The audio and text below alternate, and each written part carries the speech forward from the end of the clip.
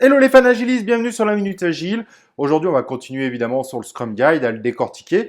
Et le sujet du jour aujourd'hui, c'est les équipes autogérées. Et en effet, c'est une nouvelle notion, pas intégralement nouvelle d'ailleurs, mais qui renforce un certain aspect qu'on va voir directement dans cette vidéo. Allez, let's go! Ladies and gentlemen, here it is.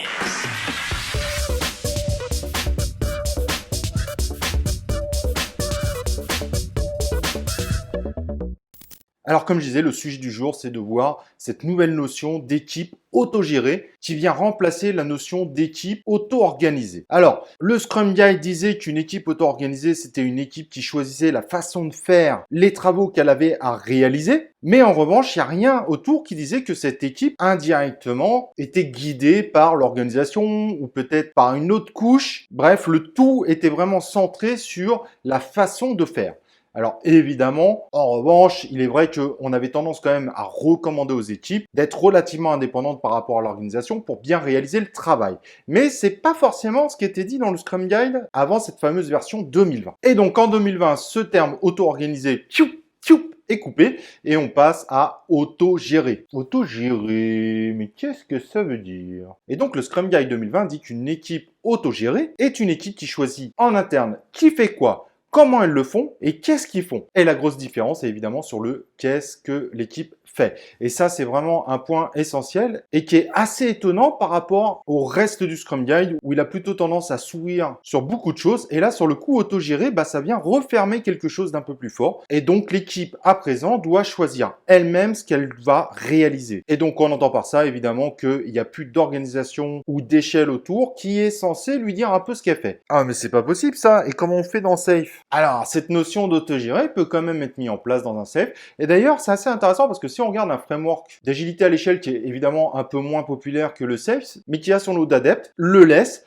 il faut voir sur la première cérémonie en LeSS, la Sprint Planning 1, ce sont les équipes elles-mêmes qui choisissent sur quoi elles vont travailler. Elles ont juste une recommandation qui est de dire, essayez de choisir un travail sur des features bien particulières de façon à pas trop éparpiller et pour garder une cohérence entre les différentes équipes. Mais en revanche, c'est bien les équipes qui choisissent elles ce qu'elles doivent faire. Donc en réalité, cet autogéré est une certaine façon d'accentuer cette notion de notre équipe est indépendante, mais pour autant qui n'est pas si prescriptif que ça, parce que c'est plus ou moins ce qui était vraiment sous-entendu en Scrum Guide 2017.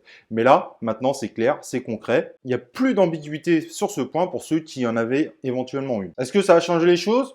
Je suis pas du tout convaincu, je pense que ça changera pas vraiment le comportement des équipes, mais c'est un indicateur qui est quand même assez important et c'est un affinage qu'on ne peut qu'apprécier. En revanche, dans cette notion d'autogéré, il y en a qui vont voir un petit côté négatif. Bah oui, mais si l'équipe Scrum est autogérée et qu'elle décide ce qu'elle fait, en gros, l'organisation, elle n'a plus rien à dire à cette équipe. Et là, il y a un problème avec le reste de l'organisation. Et c'est vrai que si on veut mettre des objectifs d'organisation et que cette équipe Scrum est soi-disant autogérée, et là, on est dans le cas d'une équipe Scrum insolente, heureusement, toutes les équipes Scrum, évidemment, ne sont pas insolentes, on pourrait y voir une contradiction. Ça veut dire que si l'équipe veut s'autogérer et choisir ce qu'elle fait, alors que ça va plus du tout dans les objectifs d'entreprise, là, il y a malaise. Alors évidemment, là, c'est un aspect très négatif du truc. Il faut quand même y voir que on suppose que les personnes qui sont dans cette équipe Scrum, évidemment, sont au service de l'entreprise pour faire grandir cette entreprise et pour grandir avec cette entreprise. Bien évidemment. Mais bon, il faut regarder les petits détails, c'est plutôt sympa. Et donc voilà, ce Scrum Guide 2020 a clarifié sur le point. Maintenant, c'est une équipe autogérée.